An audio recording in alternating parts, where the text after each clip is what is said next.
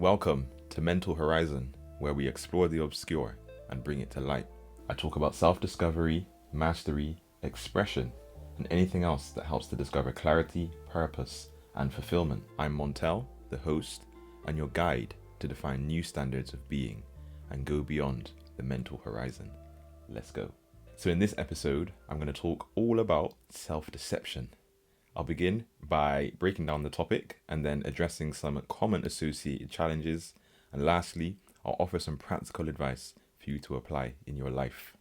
So this is a topic that's especially important because there's so many people fooling themselves and it's becoming more likely to become entangled in the collective confusion.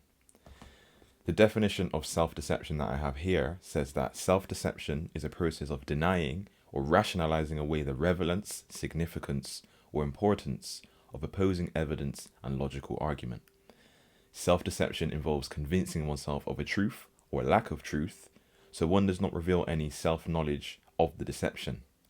But there are many ways that people engage with self-deception, either knowingly or unknowingly. I'm going to share some of the most common ways that I've witnessed and experienced. Rationalization. So people can often rationalize their actions or beliefs just to justify their behavior. Then they may create plausible explanations or excuses to avoid acknowledging uncomfortable truths or taking responsibility for their choices. Also, confirmation bias. Some individuals can tend to seek out information or interpret evidence in a way that confirms their pre-existing beliefs or biases. This selective perception leads to ignoring or dismissing contrary evidence and reinforces their self-deception.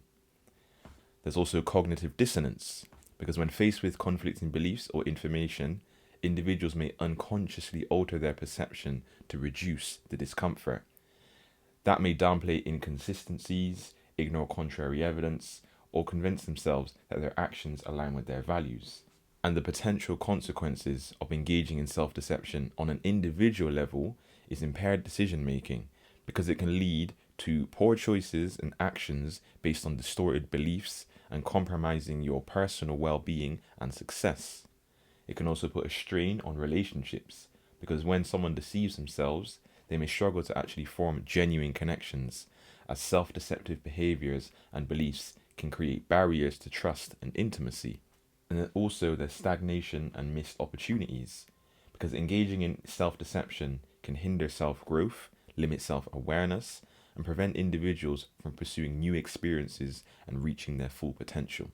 Then, on a societal level, there's polarization and conflict. When self-deception is widespread, it can exacerbate divisions within society, and as individuals become more entrenched in their own distorted narratives, they are less likely to be open and understanding to different perspectives.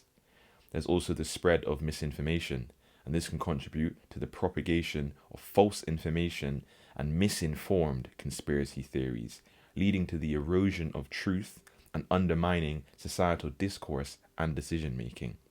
And there's also the lack of accountability. If self-deception becomes prevalent, individuals and institutions may evade responsibility, as they'll justify their actions or deflect blame through distorted beliefs or narratives. So thinking on my own personal experience of self-deception, there are times when I would convince myself something is true or not, so I don't have to embrace the discomfort of the actual reality and truth. There was a time where I kind of hit a point where I decided I don't want to be lied to anymore, especially by myself. And part of that means letting go of self-deception and being prepared to look at the world as it truly is and look at myself as I truly am. And, that wasn't easy. It was very difficult.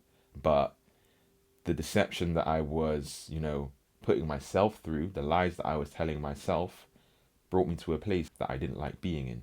So from that place, I didn't have a choice in my eyes.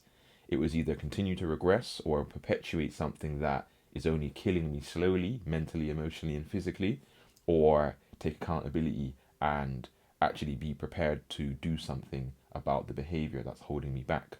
So there's also another important point to consider, because self-deception also impacts our ability to understand ourselves and actually make meaningful progress in our personal growth. Self-deception can create a false sense of security or satisfaction with one's current state, therefore hindering personal development. And then individuals may resist acknowledging their flaws or areas for improvement, which then prevents them from making more meaningful progress.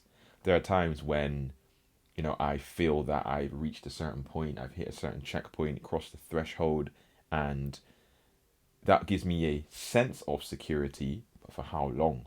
Because life will change, I will grow, the world evolves, everything's always moving. And if I get too comfortable in that place, I could create a false sense of security and end up deceiving myself. And then the things that I actually need to work on are left unchecked for too long, and then it manifests in a way that is unpleasant to me. That's where I could be deceiving myself.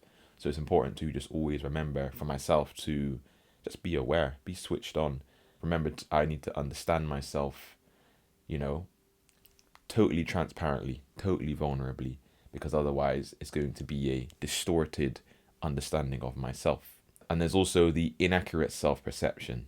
Self-deception can distort how an individual will perceive themselves, and that self-image will be inaccurate. And this can result to overconfidence, underestimating challenges, or failing to recognize the areas where personal growth is needed. In this current day and age where there's so much emphasis on image and putting out an image, I am aware of so many people that are deceiving themselves by the image that they think they're putting out. It's a shame, but it's the reality of what's going on, and the mediums that enable that. But again, this is why I'm here to try and remind people that you can be yourself, but you don't have to present a fake version of yourself, because at the end of the day, even if people do accept that, you're not accepting yourself. So, don't lie to other people. Be yourself. There is enough space to be yourself. So, be it, do it. That's what you're here to do, right?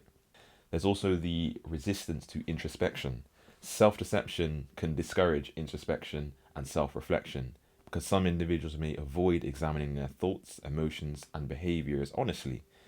This will inhibit their ability to gain insights, learn from their experiences, and make necessary changes. Introspection wasn't a part of my life for a long time, until I had suffered enough and I realized I didn't understand myself enough to be able to be the true and authentic version of myself.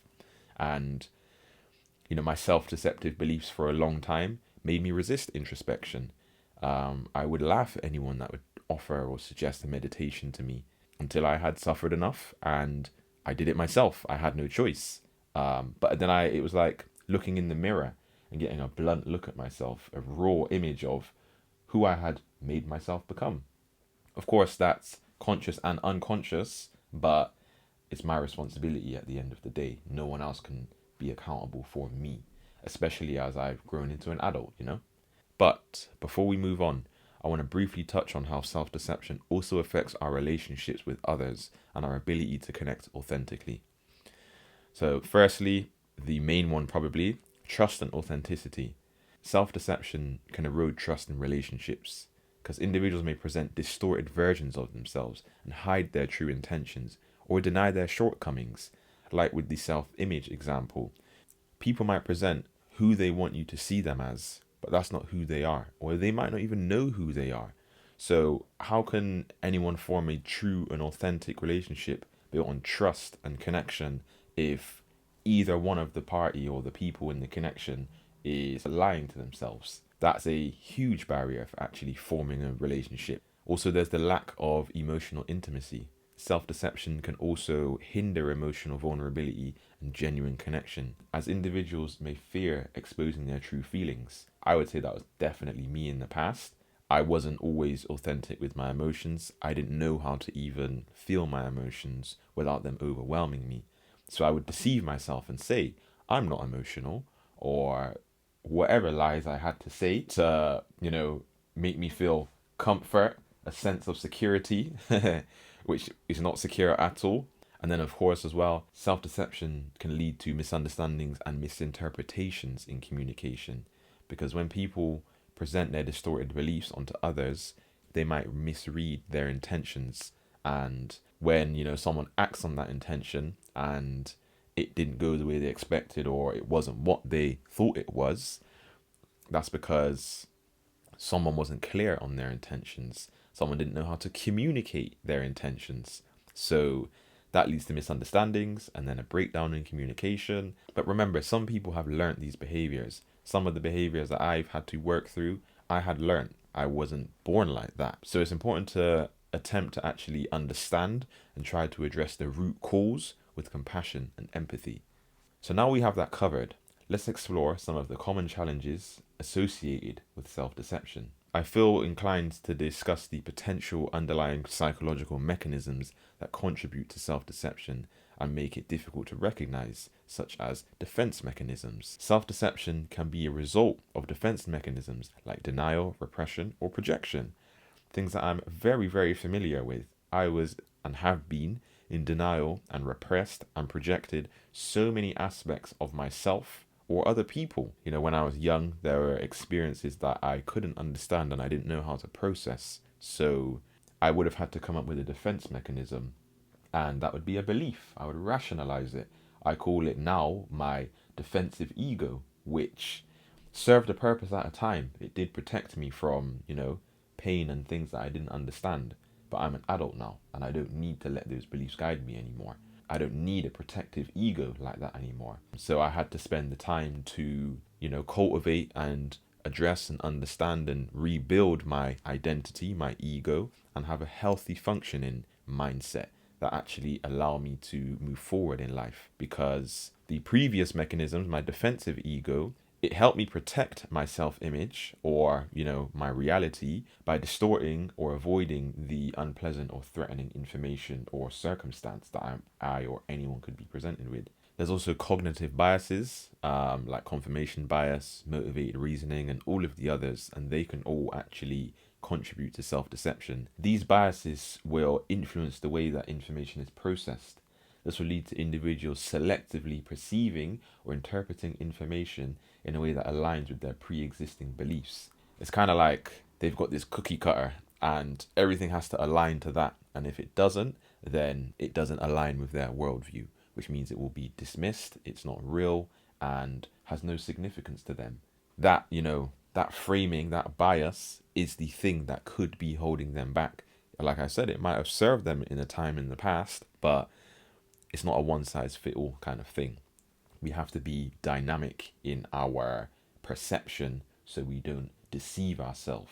And I guess a good foundation is having strong values, principles, and living in alignment with virtues. Emotions play a huge role in self-deception as they can influence perception, memory, and decision making.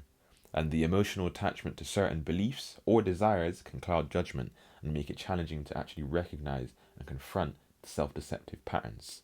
I'd say that I am an emotionally intense person, but before I could regulate myself, I would always tell a story that didn't empower me to actually confront my emotional challenges and the conditioning I had. I was so emotionally attached in an intense way to my conditions and my challenges, or avoiding facing them, that again, whatever I had to do to not face what I needed to face, I would do it. And that just wasn't good. It put me further out of balance. It did not help me to regulate myself. I realize now that, it never needed to be that way. However, there's no need to judge that situation or myself. It is what it is. I worked through it now. But again, someone might be emotionally attached to a belief that they grew up with. Because again, there's emotional resonance and memory and, influence to that experience. It could have been profound, positively or negatively. That could also be the thing that might hold an individual back from moving forward and moving through a threshold, a block, or having a breakthrough. There are also cultural and societal factors that contribute to the prevalence of self-deception too. There's social norms and expectations. There's the pressures to conform or maintain certain images, and this can also encourage self-deceptions because when people try and meet societal expectations, they might distort their own beliefs and or suppress their true self to conform to societal norm. And there's also the confirmation bias in media and echo chambers, where in this era of information overload, there are these echo chambers and biased media sources that will reinforce self-deceptive narratives by selectively presenting information that aligns with pre-existing beliefs. So to try and illustrate this point further, it's like on Instagram personally, I avoid following things that aren't going to help me thrive, because I used to, but I would just keep getting information related to that type of thing. And if it's something to do with, nothing important, nothing of real consequence of, helping us collectively ascend and evolve, I got no interest in it. It doesn't deserve my attention. And of course, now with the algorithms that will, present information that it thinks you might want, someone could constrict themselves to, being in a small world of information, and they'll keep receiving that information, and then they end up being in this obscure world. And then when, information from the outside world comes in, because they're so used to this echo chamber, it's hard for them to actually see anything outside of that. And then this leads me on to my next point, where there's the fear of discomfort and vulnerability. There's so much societal emphasis on success, achievement, and perfection. This can actually discourage introspection and vulnerability, which will make it challenging for individuals to actually confront their own self-deceptions. Everyone's presenting an image of success, achievement, and perfection. But the reality is, there was so much discomfort and vulnerability to attain any of that success and perfection. No one is born refined. We are born, we have experiences, positive and negative, and we then choose to synthesize, process, and refine those experiences to bring out deeper facets of ourselves and actually empower ourselves to thrive.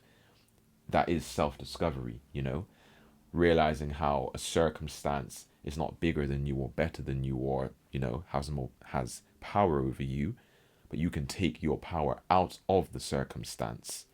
So again, it's very normal to see people living their best life. You might see me living my best life, but the behind the scenes of all of that is all of the shadow work and all of the deep inner work and the self-reflection and the little things, the consistent steps that not that I have to do, but I want to do, because I like living a good life. I prefer living a quality life rather than deceive myself, living in low quality, and judge, shame, and condemn those who choose to do better for themselves. I'd rather see what it's like on the other side of the bridge than judge the view that I can't even see. So how can we address these societal and cultural factors? If it becomes safe for someone to engage in open dialogue, and we can encourage them to feel comfortable exploring and expressing their true selves, this will help them be more vulnerable and actually challenge their self-deceptive tendencies. As a culture, we can also prioritize emotional intelligence and self-reflection. Skills and practices such as mindfulness, introspection,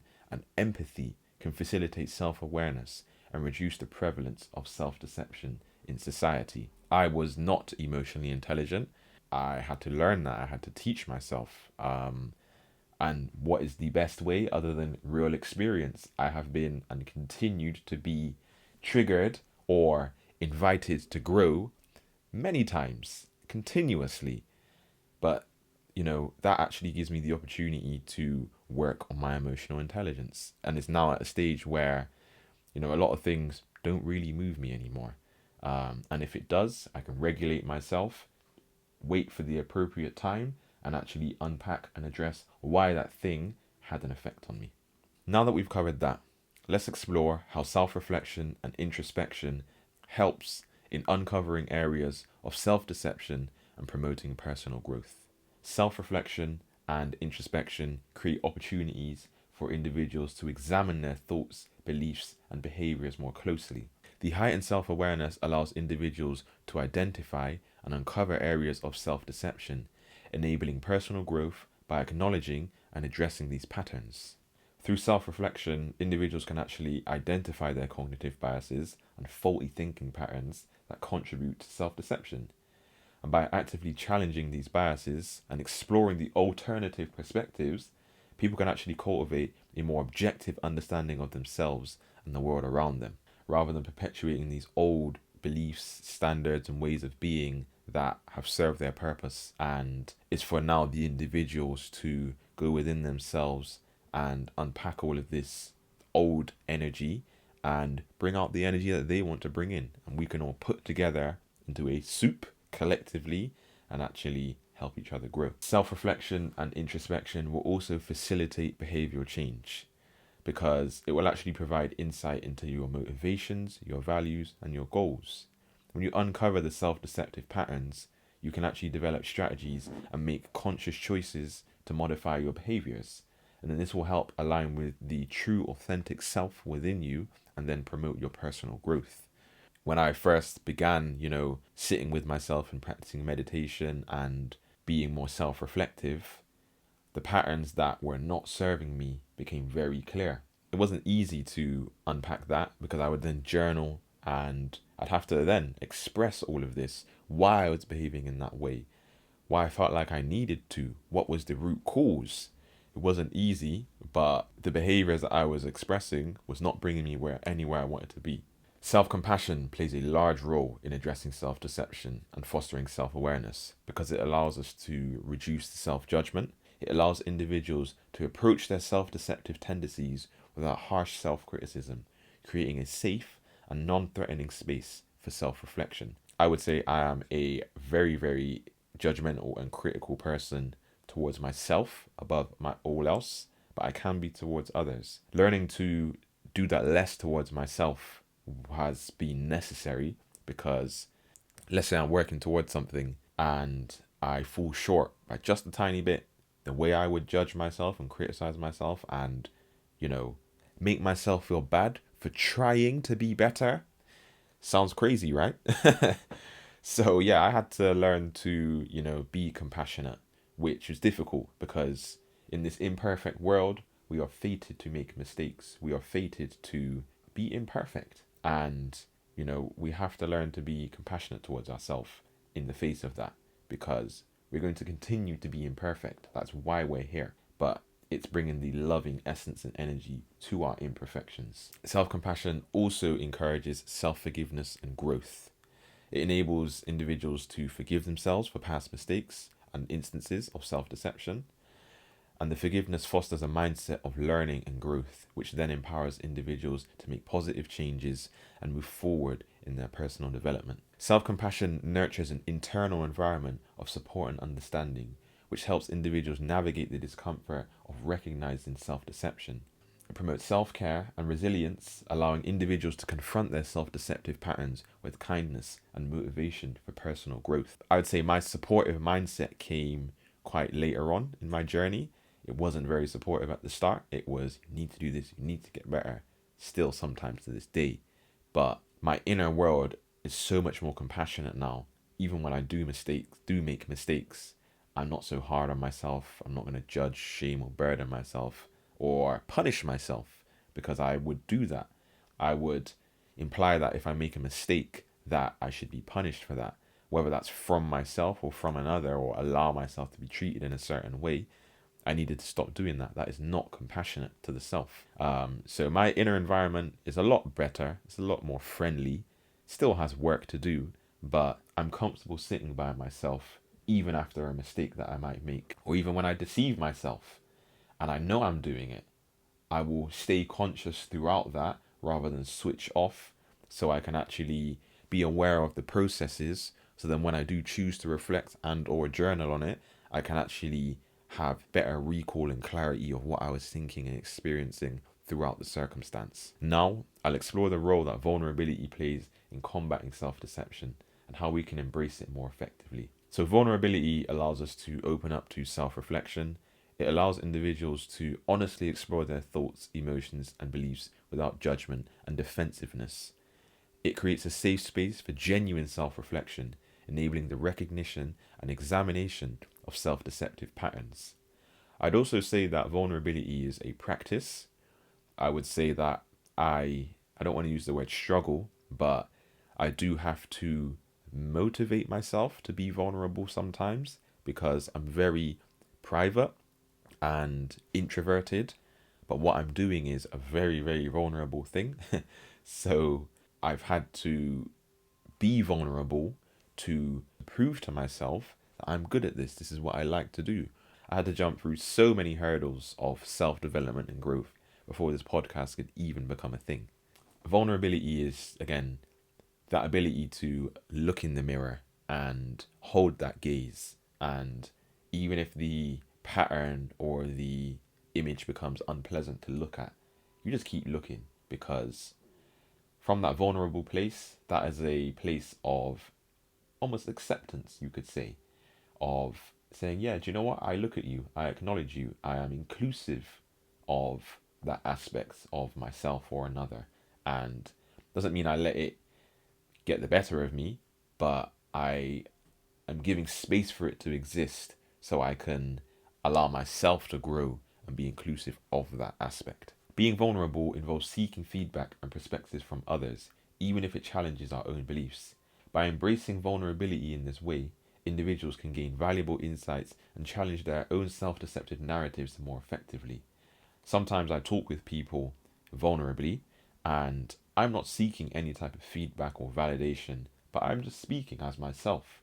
And they might say something that might highlight to me internally a way that I'm deceiving myself. And if I didn't express what I was saying and thinking, they wouldn't have offered that insight to me.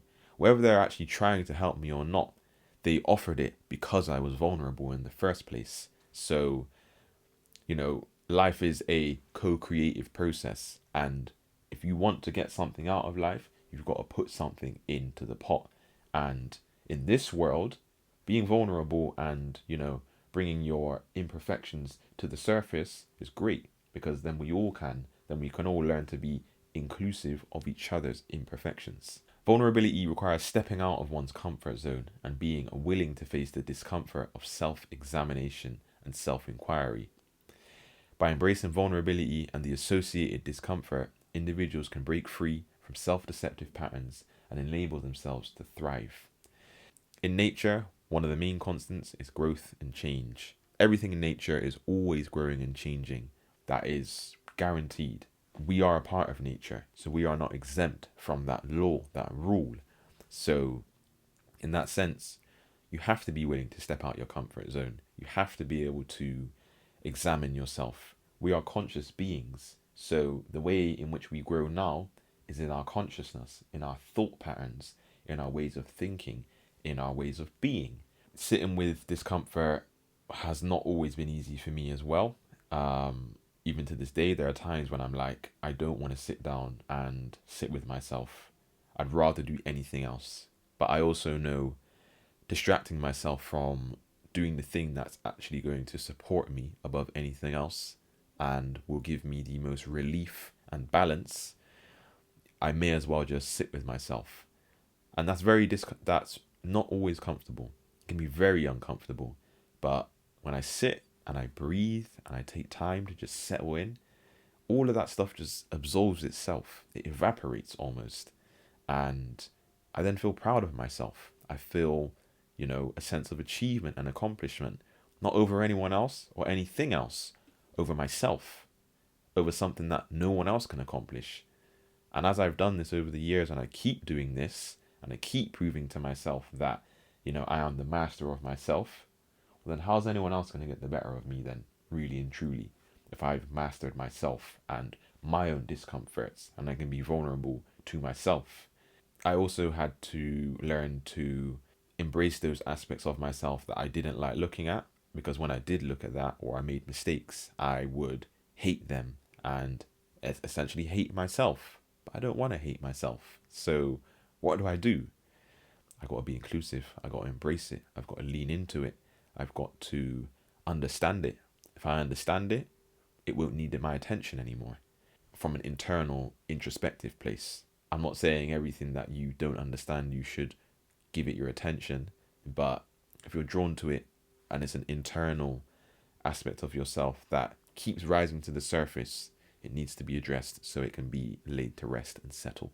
Now that we've covered that, before we finish, I'll share some practical tips and steps that cultivate a mindset of self-honesty and break free from self-deceptive patterns. The first one is create a safe space for self-exploration. Dedicate a regular time for self-reflection, free from distractions and judgment. This allows for honest introspection and encourages the exploration of self-deceptive patterns. Techniques such as meditation, journaling, or introspective exercises can aid in observing thoughts, emotions, and beliefs without judgment. So every single day I meditate. I've cultivated this habit. I've made it a practice. It is my safe space for exploring myself.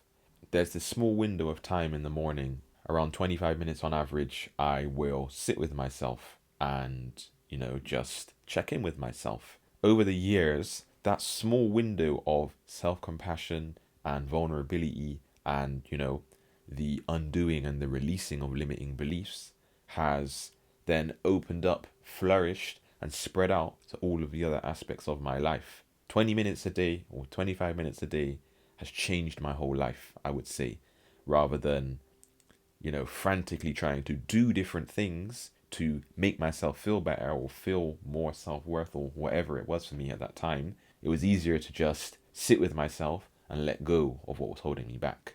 So that safe space for self-exploration every day really enabled me to go within myself and unpack everything.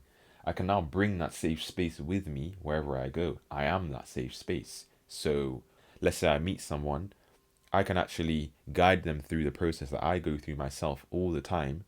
And then they might think, wow, that was nice. That was nice chilling with that guy. He said so many, insightful things. And that might inspire them to think, perhaps I should be more introspective. He clearly sits with himself every day and understands himself on a deep level. Perhaps I should take the invitation. To complement that, maintaining a journal to document your thoughts, emotions, and experiences and reviewing your entries will help you identify patterns, biases, and self-deceptive tendencies. When I first began meditating, I've got all of my journal notes from the first 6 months every single day. Yeah, it was quite chaotic reading it, but reading those words like there's someone else really helped me create that detachment and helped me look at myself, in a different light. And then it was easier to recognize the patterns and the things that I'm believing because I'm writing it. It's coming through me.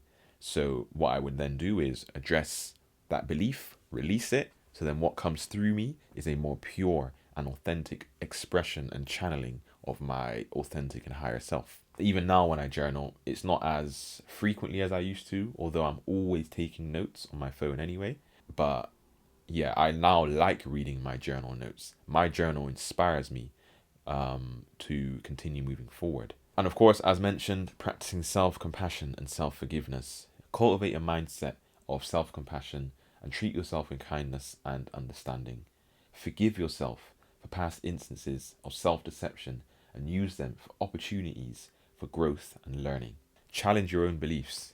Actively seek out differing opinions, perspectives, and evidence that may challenge your existing beliefs. Engage in critical thinking and consider alternative viewpoints to break free from self-deception.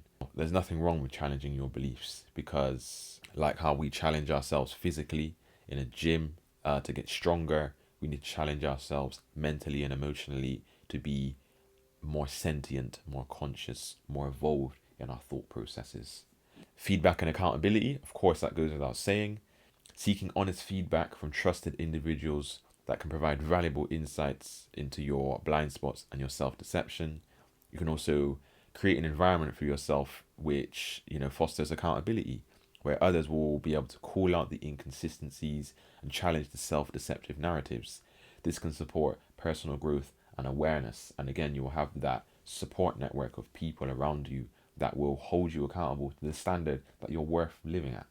And of course, being open to constructive criticism and actively listening to alternative perspectives, which again is easier said than done, but it's a practice. You will grow more resilient and, accustomed to that discomfort of being criticized in a constructive way. Personal growth requires stepping out of your comfort zone. That is the requirement, that is growth. That is what trees and plants and animals do every single day, and we are a part of that. Every day, take steps towards breaking free from self-deception. Even if it feels challenging or uncomfortable, you will thank yourself. No matter how much progress you make, just remain humble and grounded, because you will witness people deceiving themselves, and people that deceive themselves will allow themselves to be manipulated as well sometimes. So this is where, again, you still have to be mindful and considerate of other people so you don't get entangled in their energy. Remember that you may set the intention to be more authentic and vulnerable. However, there are people that have no intention to stop deceiving themselves as of yet, and are only interested in further losing themselves in the lies that they tell themselves. If you're currently within or around that type of energy, do yourself a favor by staying away from that energy, because it's contagious. You can still love people from a distance, and you will see the circumstances very differently. So, we've arrived at the end. I hope you enjoyed the topic of discussion. I hope it's inspired you to live with a more authentic relationship with yourself. Let me know your thoughts and experience on the subject. If you enjoyed this, share it with someone who might enjoy it too. And I invite you to leave feedback in the form of a like or a comment. And if you're not sure what to say, just leave some emojis. I'd really appreciate it. Don't forget to follow my socials to stay connected, and sign up to the Horizon newsletter for more exclusive content and information. Thank you for listening and going beyond the mental horizon with me. Until next time, I leave you with peace of mind and an open heart.